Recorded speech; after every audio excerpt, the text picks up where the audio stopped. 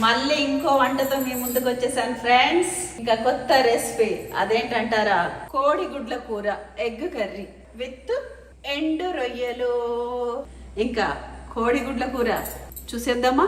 దానికి కావాల్సిన ఇంగ్రీడియంట్స్: కారం, పసుపు, ఉప్పు, ధనియాల పొడి, అల్లం వెల్లుల్లి, టమాటో, ఆనియన్, కొంచెం పుదీనా, మెంతి కూర వేస్తున్నాను ఇందులో. వాష్ చేసుకుందామా మెంతి కూర. రొయ్యలు సేమ్ అలాగే వేడి నీళ్ళల్లో. ఎగ్స్ కూడా నేను ఆల్రెడీ బాయిల్ చేయడానికి పెట్టేశాను, చూడండి బాయిల్ అయిపోయాయి. సో ఫ్రెండ్స్, ఆనియన్ కట్ చేసుకుందామా ఫ్రెండ్స్.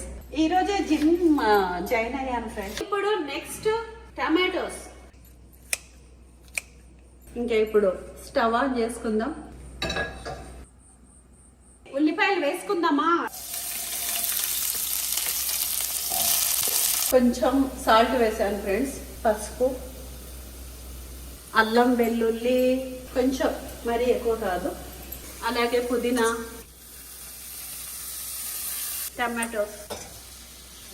ఇప్పుడే మెంతి కూర వేసేసేయాలి. కాసేపు క్యాప్ పెట్టుకుందాం.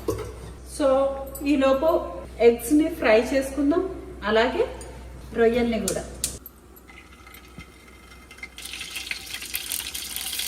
ఇప్పుడు ఇదే ఆయిల్లో ఈ రొయ్యలు వేయించుకుందాం.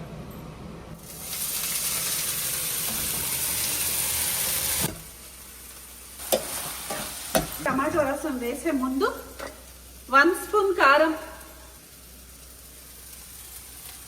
అలాగే ధనియాల పొడి, కొంచెం ఉప్పు, ఇంకా చివరిలో ఇంకొంచెం పసుపు.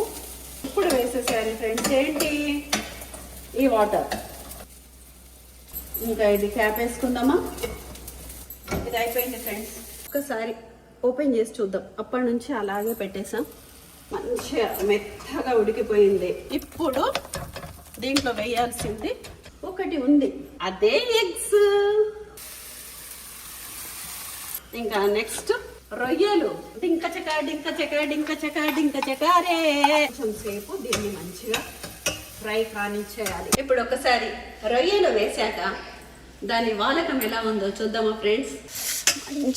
మంచిగా ఫ్రై అయినాయి. ఆరోగ్యానికి ఎంతో మేలు చేసే కొత్తిమీర అయిపోయినట్టే. ఆల్మోస్ట్ ఒక్కసారి కొంచెం ఇలా పెట్టేసి ఇంకా మనం సర్వింగ్ బౌల్లోకి తీసేసుకుందాం.